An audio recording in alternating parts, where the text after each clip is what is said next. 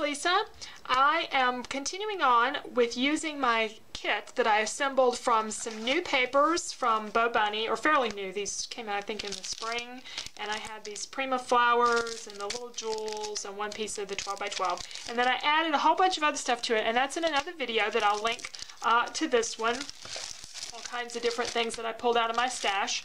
So I'm on to my second layout, and in this one I'm going to use that other piece of designer paper that I had a full sheet of from another collection that coordinated. This actually was a fall collection from Bella Boulevard, but I'm using this side here that the colors really go well. I also have some stickers that I think these were, I didn't buy these, they were a gift, you know, like a little promo thing that came with an order.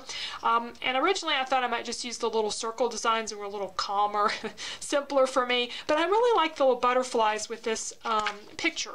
So I think we're going to use the butterflies. I have some ribbon that I had pulled for the kit that I think will look good going across it as well. I'd like to work with a lot of the 6x6 in here, and we're improvising a bit this morning because last night I twisted my knee. It was just one of those things, you know, where you just turn the wrong way, and it's already a lot better, and I think it's going to be fine, but I'm trying to avoid going up down the stairs a whole lot.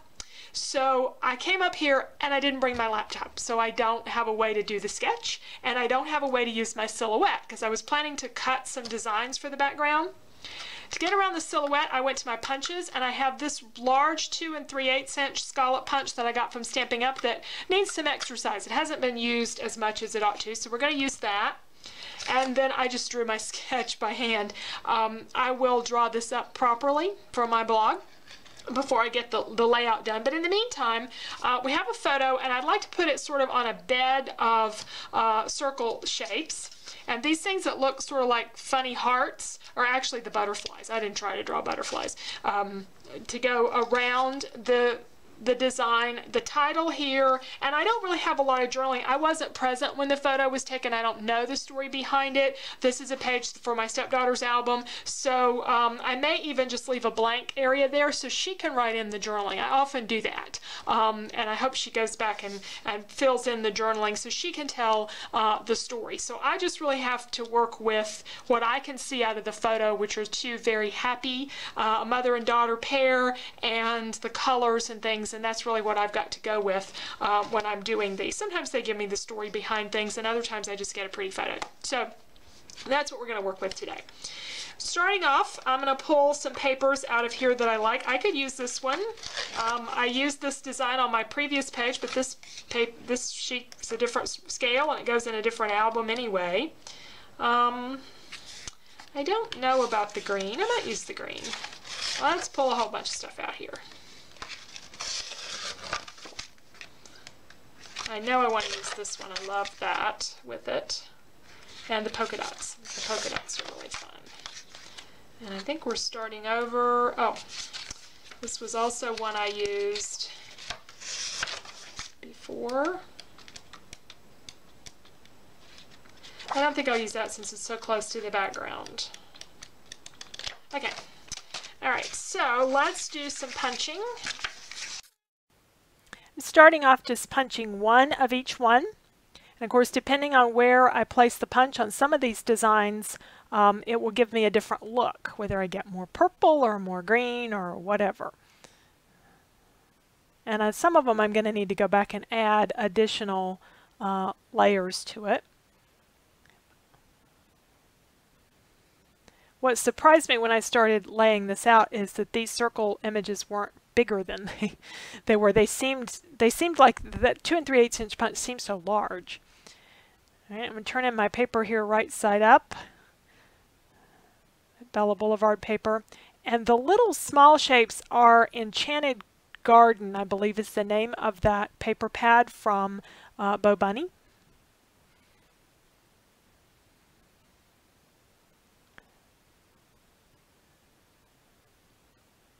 And yeah, I quickly find out I need some more punches, so I just add some more shapes from the same lot that I'd already pulled there.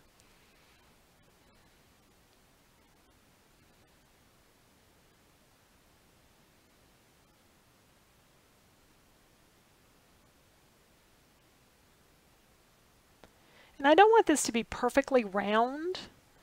I want it to be kind of an odd little shape, more casual looking.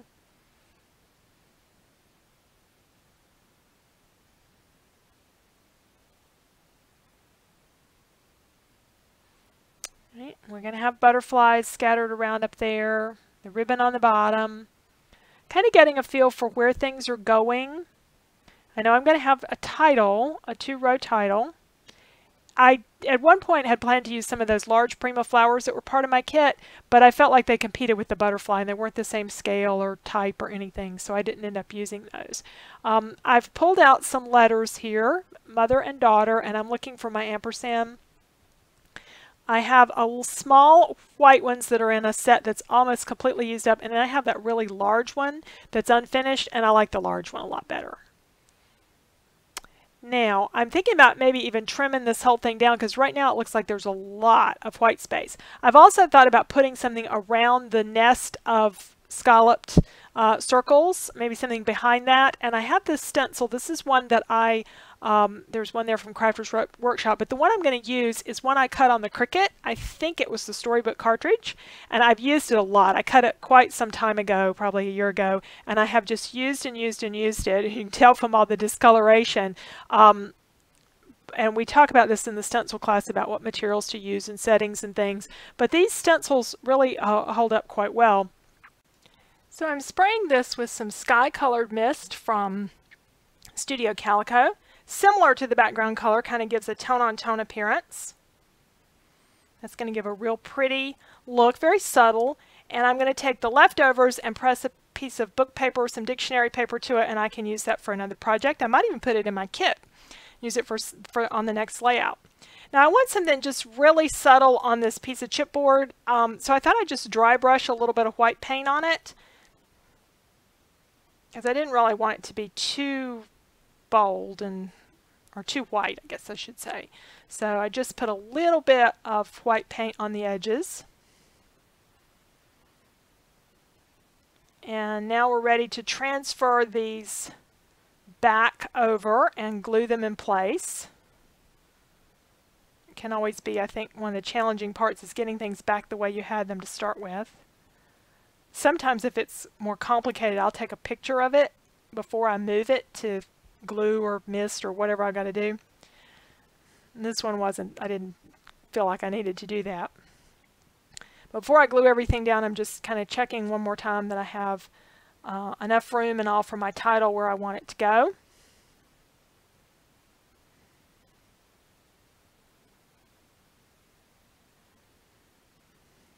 And I'm going to add some liquid glue to these to give them a little bit more stability.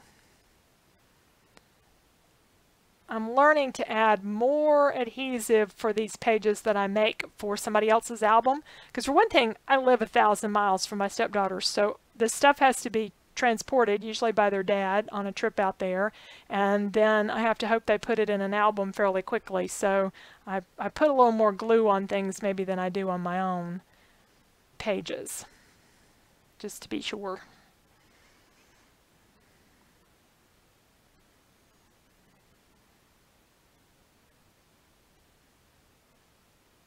And I am going to need to use my ruler to line up my letters, get everything on there fairly straight. And I want the ampersand to rest there just on the top of the vowels in daughter. So I got all that glued on, and I've pretty much given up the idea of trimming the paper down and putting it on top of something else. I thought I might want to do that, but I'm coming to the conclusion that's not the I don't need to. With the misting and now these butterflies I'm about to add, I probably don't need any more layers to this.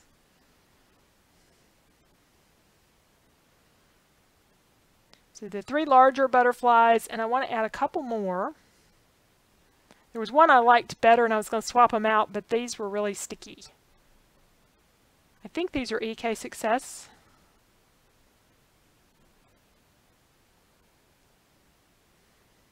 And I've got some little glimmery things I can add as well. Here I am just looking one more time to see if I want to trim this down, but I decided I didn't need that border. So I'm ready to put some ribbon on. and see if I can get a bow out of what's left of the ribbon. Now, some people will cringe at this. I actually use Scotch tape here. Sometimes I do washi, but again, this needs to stay put. So, and I go back later and add just a little bit of glue. I have the hot glue out at the end of this, and I add just a little bit of glue down there. But I will occasionally use Scotch tape to hold something on the back of my layout. I think that it'll survive for a long, long time. Now I'm looking at what I can do with this ribbon. I'm going to keep this fairly tailored bow so it's not too thick.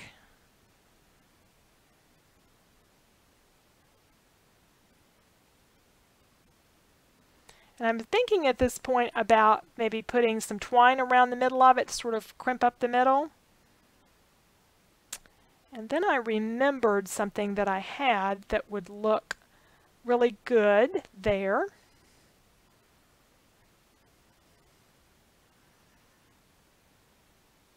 And it's one of these, it's a little buckle thing, and I've had these forever. I'm down to just very few of them. They came in a big package, and I'm down to very few of them left.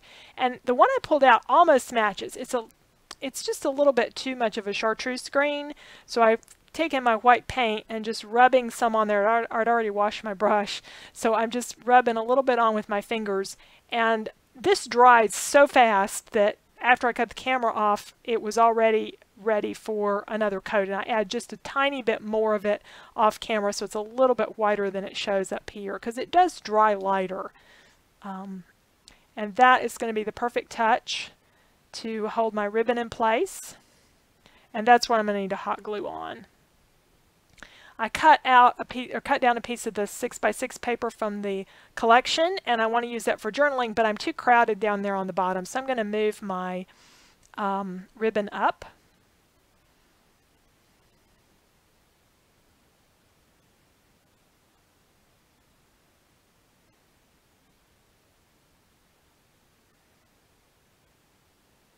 And slide it under the G and daughter.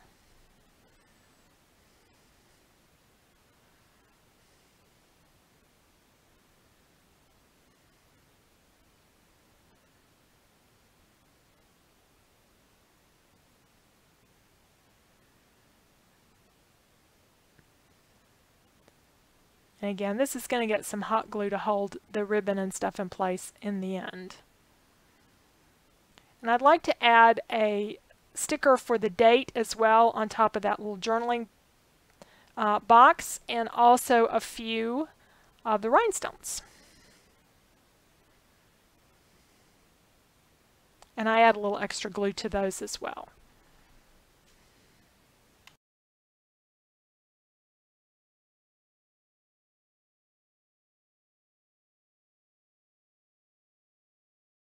We have our page all done. I hot glued this on, and then I added just a few little rhinestone embellishments, and I'll show you some close-ups of the page.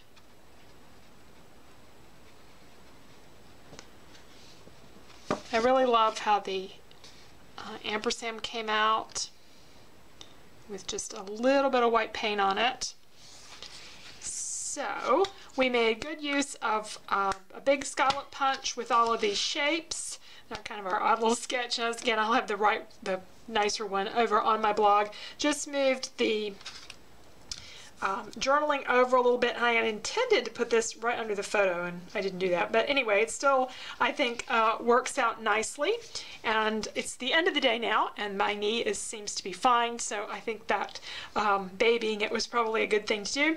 So thank you so much for joining me. I have a lot of product left here for the last layout that I have planned for these papers.